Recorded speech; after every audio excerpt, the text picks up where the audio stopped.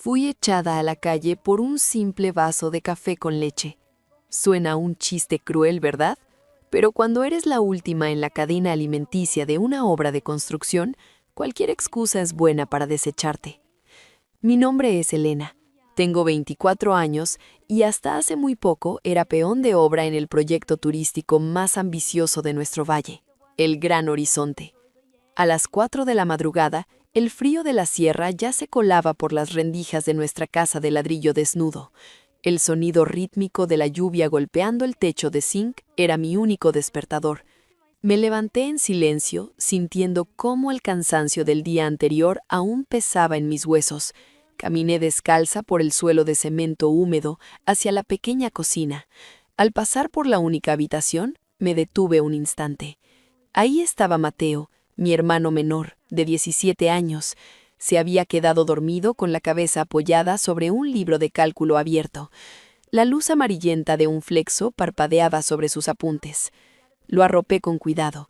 Rozar su cabello me encogió el estómago. Sabía exactamente por qué este chico, el mejor estudiante de su instituto, se castigaba estudiando hasta el amanecer.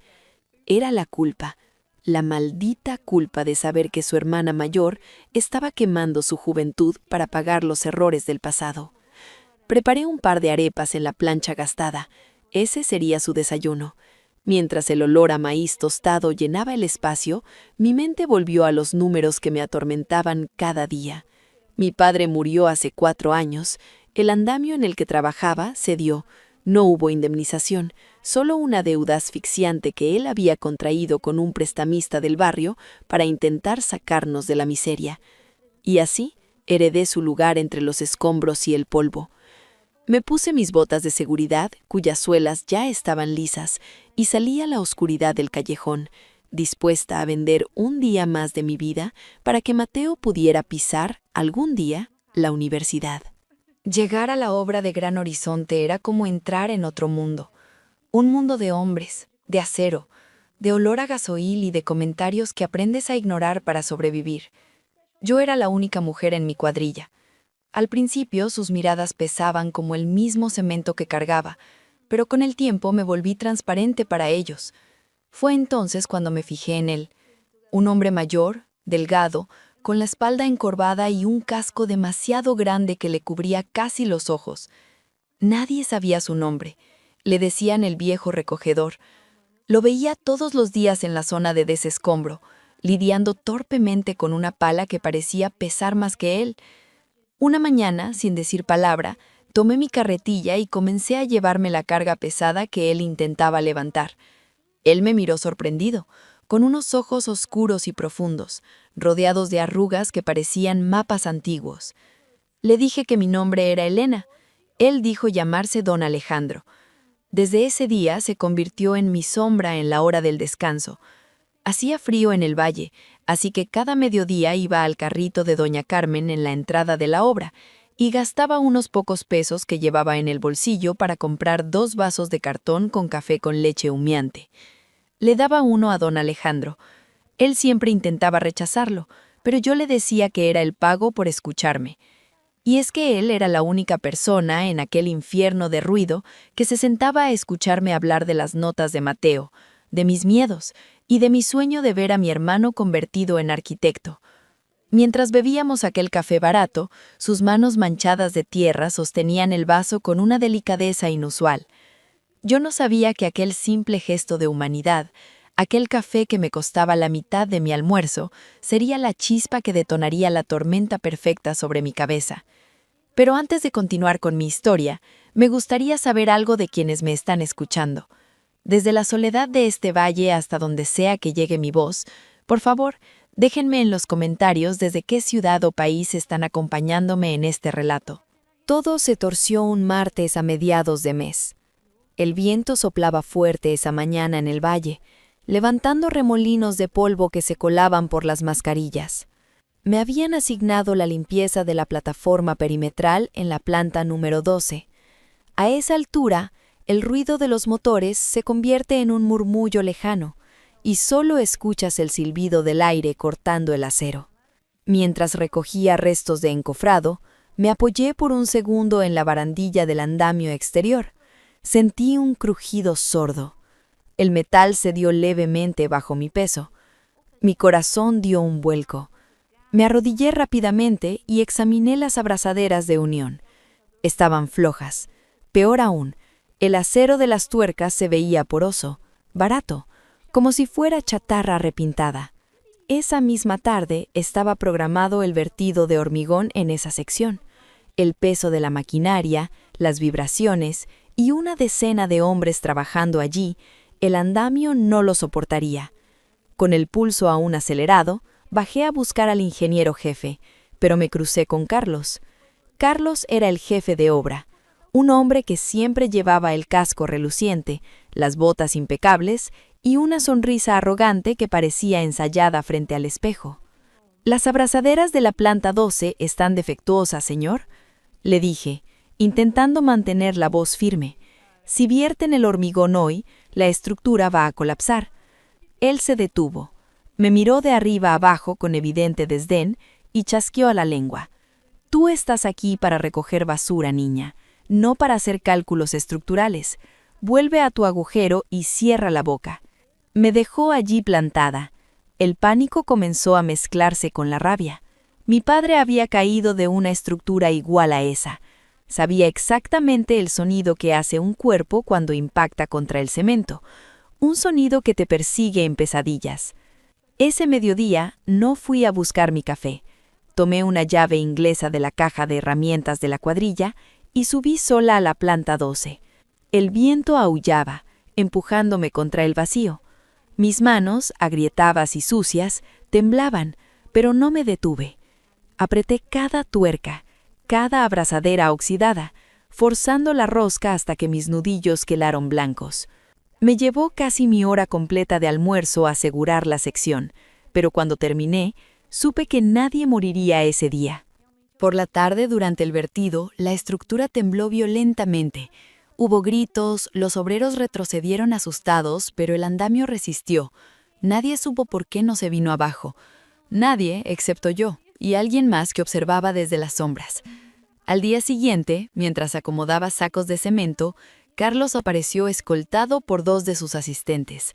Se paró frente a mí, a escasos 2 metros.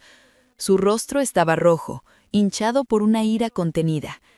«¿Quién te dio permiso de tocar la estructura ayer?», siseó, con un tono tan bajo que solo yo y Héctor, un albañil veterano que trabajaba a mi lado, pudimos escuchar. «Estaba suelta», respondí sin bajar la mirada. «Usted no hizo nada».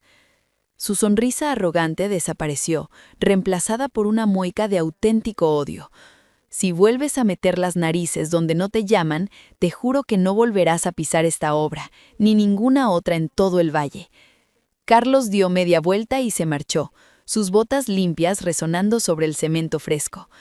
Más tarde supe la verdad. El andamio defectuoso no era un accidente. Carlos llevaba meses inflando las facturas, comprando materiales de tercera categoría a empresas fantasma y embolsándose la diferencia. Mi intervención no solo lo había dejado en evidencia, sino que amenazaba su lucrativo negocio oscuro. Esa tarde, Héctor, el viejo albañil, se me acercó durante la pausa. Tenía las manos manchadas de yeso y los ojos cansados. «Escúchame, Elena», murmuró, encendiendo un cigarrillo tembloroso. «En este oficio, para sobrevivir, tienes que aprender a cerrar los ojos. No te enfrentes a los de arriba, nos aplastarán a todos». El miedo era palpable, el miedo de un hombre de 50 años que sabía que si lo despedían, su familia no comería. Asentí en silencio, aunque mi sangre hervía. Me senté en unos sacos vacíos, sola, sintiendo el peso abrumador de la impotencia. Fue entonces cuando don Alejandro apareció. Se sentó a mi lado sin decir nada. En sus manos traía 2 vasos de cartón con café con leche humeante comprados en el carrito de doña Carmen. Me tendió uno. Sus ojos oscuros y arrugados me miraron con una comprensión que me desarmó. «A veces», dijo con su voz rasposa, «el mundo castiga a quienes hacen lo correcto, pero esa ceguera, muchacha, nunca dura para siempre». No supe qué responder, solo tomé el café, dejando que el calor traspasara mis guantes sucios. sin saber que Carlos nos observaba desde la ventana de su oficina, calculando fríamente el momento de destruirme. Las palabras de don Alejandro me dieron un extraño consuelo, pero la realidad en la obra no tardó en volverse insoportable. El verano golpeó el valle con una crueldad asfixiante. El cemento irradiaba calor como un horno abierto, y a las 2 de la tarde la temperatura rozaba los 40 grados. Yo estaba acarreando varillas de acero cuando vi a un compañero, a unos 10 metros, soltar su carga de golpe. Sus rodillas cedieron, su casco rodó por el polvo y él se desplomó sobre la losa hirviente. Nadie se movió, todos recordaban las amenazas de Carlos. Yo dejé caer el acero, corrí hacia él, le desabroché la camisa empapada y grité pidiendo agua. Era un golpe de calor severo. Saqué mi viejo teléfono del bolsillo y llamé a una ambulancia, ignorando el protocolo interno de la empresa que prohibía avisar a emergencias sin autorización previa. La sirena aún sonaba a lo lejos cuando Carlos apareció apartando a los obreros. Miró al hombre tendido, luego me miró a mí que aún le sostenía la cabeza. ¿Quién llamó al hospital?, rugió. Fui yo, respondí, limpiando el sudor de mi frente. Carlos apretó la mandíbula. Te dije que dejaras de jugar a ser la salvadora. Acabas de costarle a la empresa una inspección sanitaria. Dio media vuelta y desapareció. Esa misma tarde, mi nombre empezó a borrarse de los registros. Los días de trabajo, que antes eran 22 al mes, bajaron a 15, luego a 10. El pretexto oficial era una reestructuración por eficiencia, pero todos en la obra sabían la verdad. Carlos me estaba asfixiando lentamente. Mi salario se redujo a la mitad. Mi rostro se volvió demacrado. Tuve que tomar la decisión que más me aterraba: retirar el dinero que llevaba un año ahorrando, peso a peso, para la matrícula universitaria de Mateo. Solo me devolvieron el capital, sin un centavo de interés, directo a las manos del prestamista usurero que acechaba a mi familia. Y aún así, cada mediodía, yo seguía yendo al carrito de doña Carmen para comprar 2 vasos de café con leche. Le daba uno a don Alejandro en silencio. Él ya no sonreía tanto, pero me acompañaba, siendo mi único ancla en aquel mar de polvo y desprecio.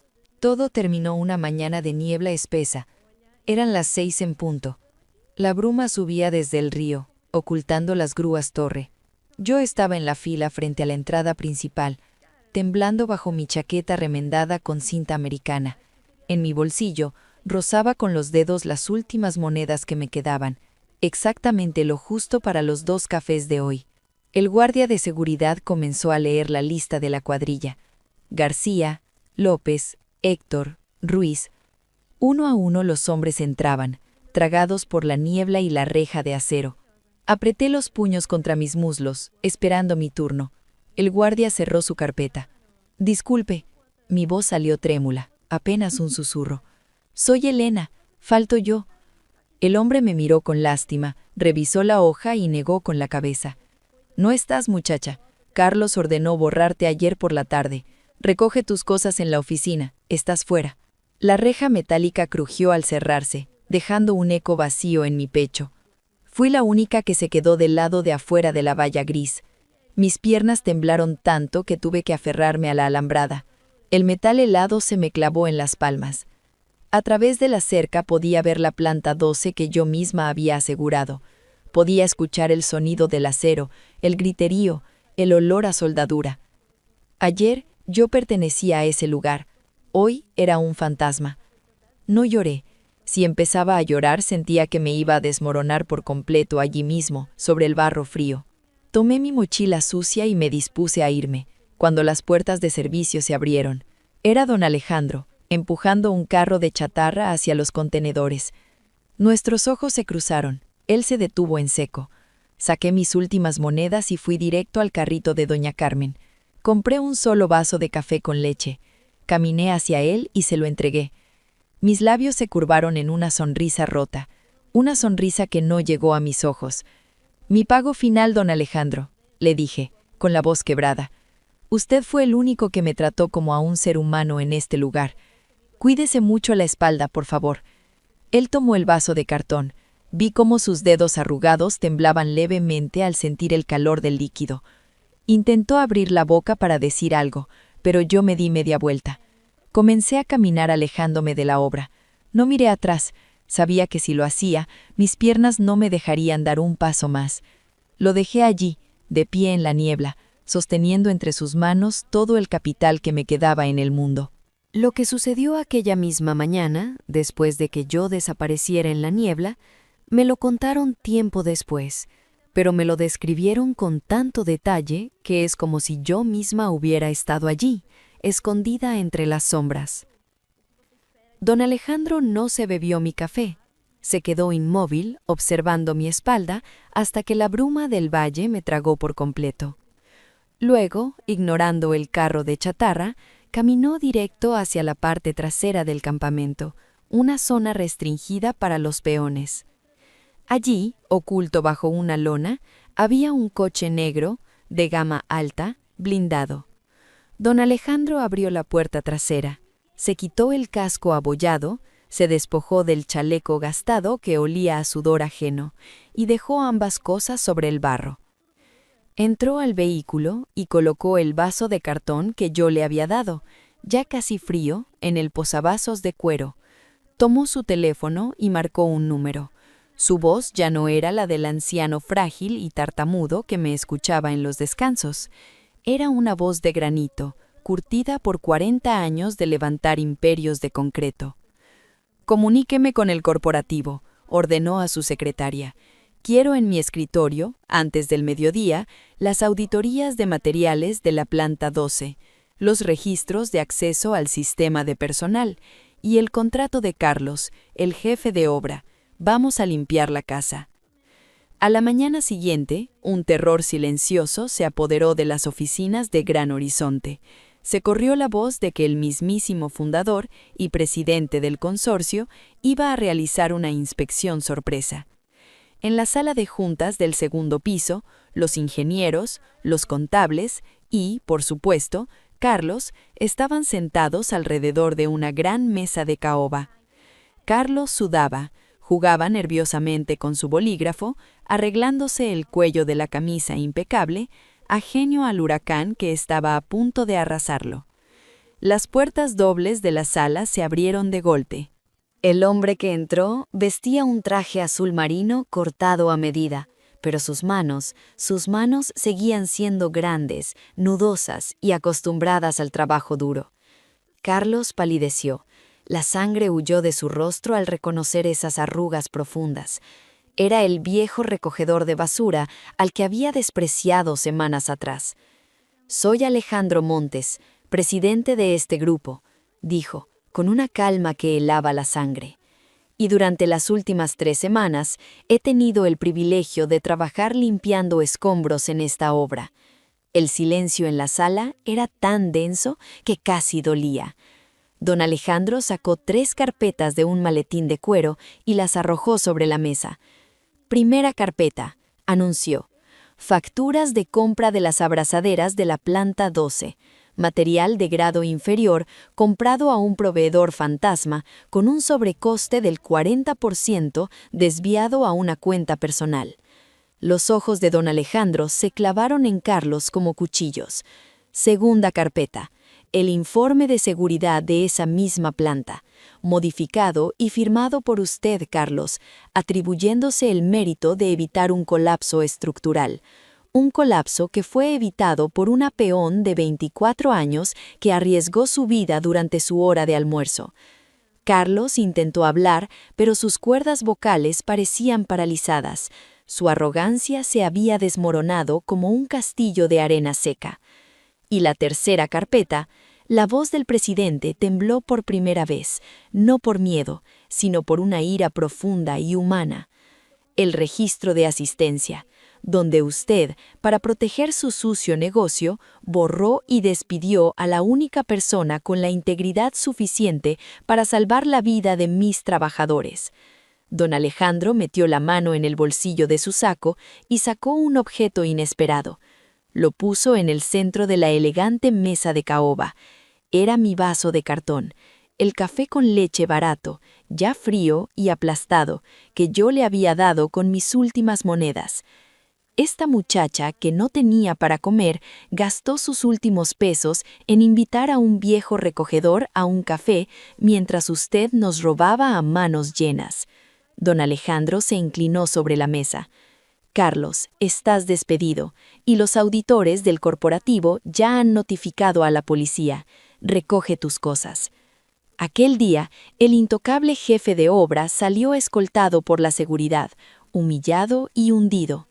La justicia había llegado al valle, pero yo, ajena a todo aquello, estaba en mi casa de techo de zinc buscando desesperadamente cómo darle de cenar a mi hermano.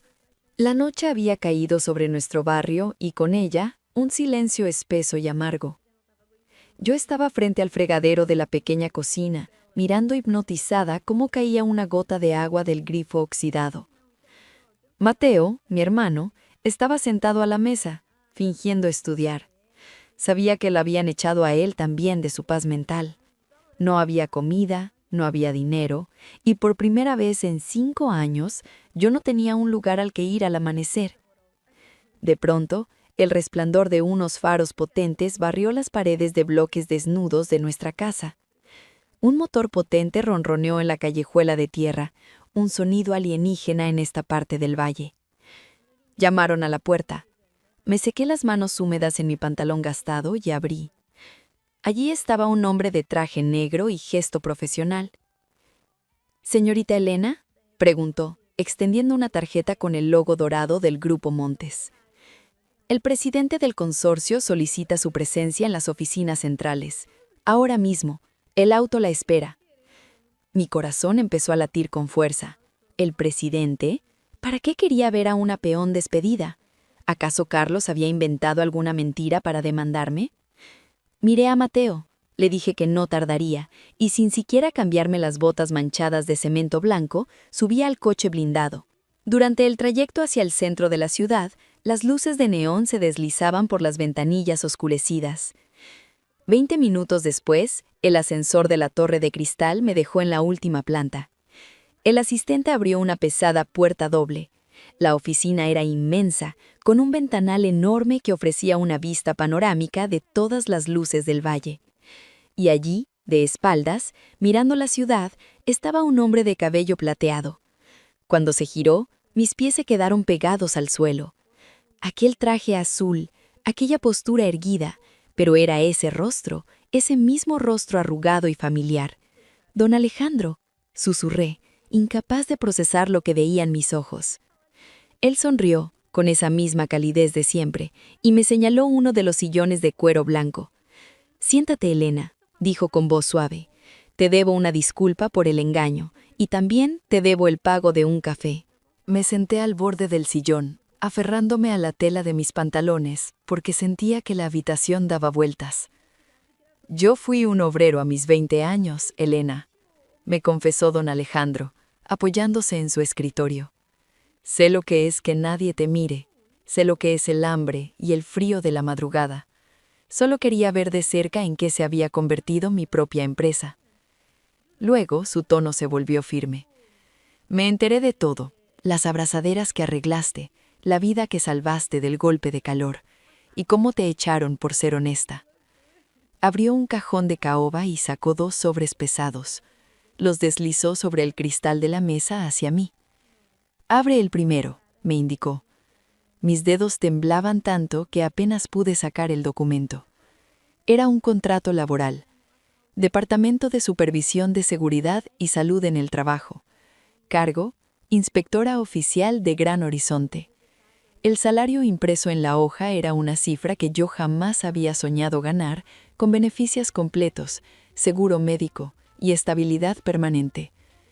«Tus manos y tus ojos evitaron una tragedia que los ingenieros pasaron por alto», dijo él. «Necesito gente como tú cuidando de mi gente». Un nudo apretó mi garganta. Intenté hablar, pero él señaló el segundo sobre. «Abre ese también». Tiré del papel. El sello oficial de la Fundación Montes brillaba en la cabecera. Leí el título: «Beca íntegra para familiares de víctimas de accidentes laborales», y justo debajo, el nombre del beneficiario: Mateo. La hoja se volvió borrosa. Las lágrimas que había contenido durante 5 largos años de humillaciones, polvo y desesperación, finalmente se desbordaron. Cayeron sobre el papel, mojando la tinta. «Sé cómo murió tu padre», murmuró don Alejandro con voz rouca. «No puedo devolverle la vida a Elena, pero puedo asegurar que su sacrificio no sea en vano, y que su hijo vaya a la mejor universidad del país, con todos los gastos pagados hasta que se gradúe». No dije nada. No había palabras en ningún idioma que pudieran expresar lo que sentía. Tomé el bolígrafo de oro que me ofrecía, y con mis manos marcadas por las cicatrices del acero y el cemento, firmé ambos documentos. Esa noche, cuando regresé a mi casa en la colina, Mateo seguía esperándome. Puse los papeles sobre la mesa, frente a él. Leyó su nombre en la beca universitaria y levantó la vista hacia mí. Sus ojos estaban rojos. «Hermana, ¿esto es de verdad?», preguntó con un hilo de voz. Asentí con la cabeza. Mi hermano menor, que era una cabeza más alto que yo, me abrazó con una fuerza desesperada, y sus hombros se sacudieron por el llanto. Yo le acaricié la espalda, cerré los ojos, y por primera vez en mi vida adulta, supe que el sonido de la lluvia sobre el techo de zinc ya no me daría miedo. 3 meses después, la bruma matinal volvía a cubrir el valle, tal como el día en que me despidieron. Eran las 6 de la mañana frente a las puertas del Gran Horizonte. Pero esta vez ya no olía a polvo y miseria, sino a pintura fresca y a un futuro a punto de inaugurarse. Atravesé la entrada principal. Llevaba puesto un chaleco reflectante limpio y un casco blanco e impoluto con mi nombre grabado en letras negras. Elena, supervisora de seguridad. Al pasar junto a la cuadrilla de albañiles, Héctor, el viejo obrero que antes me aconsejaba bajar la mirada, se quitó el casco con respeto y me dedicó una sonrisa amplia. Yo le devolví la sonrisa y el saludo. Ese día subí a la planta 12, donde meses atrás mis manos sangraron apretando aquellas tuercas podridas. Ahora, apoyada en una barandilla firme y segura, miré hacia el horizonte del valle. Sentí una brisa fresca en el rostro. Ya no había miedo, solo la certeza de que mi padre, donde quiera que estuviera, podía por fin descansar en paz.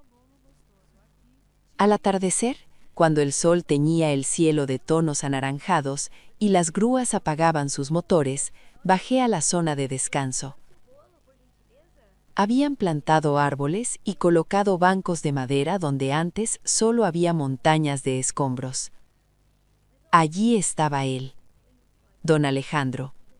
Llevaba su traje azul impecable, pero caminaba con la misma tranquilidad con la que arrastraba su carro de chatarra. Para sorpresa de sus escoltas, no se dirigió a las oficinas. Caminó directo hacia el carrito de doña Carmen en la entrada. Sacó unas monedas de su bolsillo, las mismas monedas que usan los peones, y compró 2 vasos de cartón con café con leche. Se acercó a mí y me tendió uno de los vasos. Me dijeron que la tarifa de consultoría había subido, supervisora Elena, dijo con una chispa de humor en sus ojos oscuros. Solté una pequeña carcajada, sintiendo el calor del vaso en mis manos.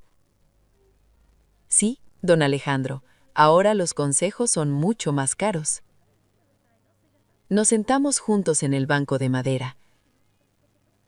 Un hombre que poseía media ciudad y una chica que nació en una casa con techo de zinc, compartiendo un café de 20 pesos. Mientras observaba las luces rojas de la torre encenderse contra el cielo oscuro, comprendí algo fundamental. En un mundo que a menudo te exige ser duro, egoísta y ciego ante el dolor ajeno, la bondad nunca es un desperdicio. Aquel café barato que compré con mis últimas monedas no fue una pérdida. Fue la inversión más grande de mi vida. Porque, al final del día, lo que construimos no son solo edificios de cemento y acero, sino los puentes que nos conectan con la humanidad de los demás. Muchas gracias a todos los oyentes por acompañarnos en esta historia del canal Su Corazón Oculto. Si este relato ha tocado tu corazón, no olvides darle like y suscribirte para ayudarnos a seguir creando y compartiendo nuevas historias. También te invitamos a dejar tu comentario contándonos qué piensas sobre este caso y desde qué ciudad o país nos estás escuchando. Nos encantará leerte y sentirte cerca. Queremos recordarte que todo el contenido, los personajes, las imágenes y la voz de este video son ficticios y han sido creados con el apoyo de inteligencia artificial durante el proceso de producción. Gracias de corazón por estar aquí con nosotros y hasta la próxima historia.